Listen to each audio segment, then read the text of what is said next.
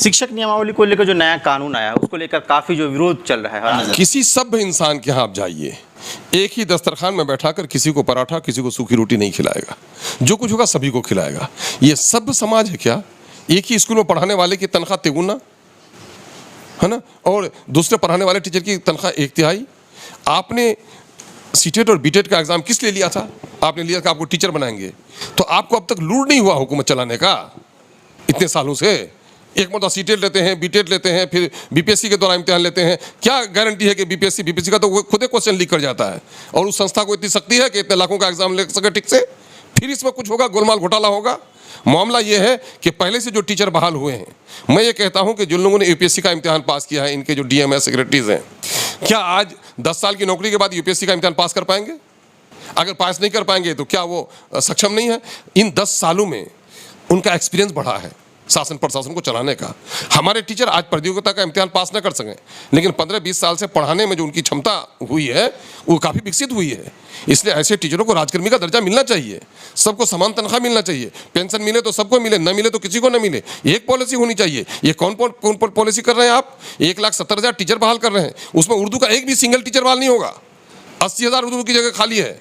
और देश का आइन ये कहता है कि प्राइमरी एजुकेशन बच्चों को उसकी मादरी ज़बान में दी जाए। अगर मादरी ज़बान में दी जाए तो उर्दू भाषी करोड़ों की आबादी के लिए लाखों टीचर चाहिए। आप हमको सारे सब्जेक्ट उर्दू में नहीं पढ़ा रहे हैं, एक सब्जेक्ट उर्दू में पढ़ा रहे हैं, वो भी टीचर नहीं है। 2013 में उर्दू टेट का एग्जाम लिया आपने, 12,000 बच्चों का रिजल्ट आप तक आपने नहीं दिया है ना। ये उर्दू के साथ दुश्मनी है। आप पर्शियन का क्लास कर रहे हैं, उर्दू को ये कर रहे हैं। आपने सिलेबस में उर्दू को दे दिया, पर्शियन को दे दिया, और जो रूटीन भेजा है आपने स्कूलों में वो कहीं से उर्दू की गुंजाइश ही नहीं है। ये तो दोगलापन है हुकूमत का, ये दोगलापन है बिल्कुल, है ना। तो इसलिए ये जो कर रहा है, और उस पर यह है आपने 10 लाख नौकरी देने का वादा किया है। किन से वादा किया आपने? महाराष्ट्र से वादा किया था आपने, केरल से वादा किया है, बिहार की जनता से वादा किया है, बिहार के नौजवानों से वादा किया है। 10 लाख नौकरी पहले इनको दीजिए, डोमिसाइल की पॉलिसी इस पर कीजिए, और तमाम तर माहिरीन तालीम का, जो शिक्षाविद हैं, जो एजुकेशनिस्ट हैं, सब लोगों का एक मुश्तरका फैसला ये है कि बच्चों की इब्तदाई तालीम जो प्राइमरी एजुकेशन है उसकी मादरी ज़बान में, वहाँ की ज्योग्राफी, वहाँ का कल्चर, वहाँ का संस्कार से जो लोग अवगत हों, ऐसे लोगों को शिक्षक बनाना चाहिए। मैं बाहर के टीचरों का सलाहियत की वो नहीं करता, लेकिन जाहिर है कि बिहार के बच्चों को पढ़ाने के लिए प्राइमरी एजुकेशन में बिहारी शिक्षक चाहिए। उनकी भाषा, उनकी ज़बान, उनका कल्चर, उनकी तहजीब, उनकी सकाफत, उनका जोग्राफिया जो जानता हो, ऐसे शिक्षकों को प्राथमिकता मिलनी चाहिए। लेकिन क्या पागलपन का फैसला है?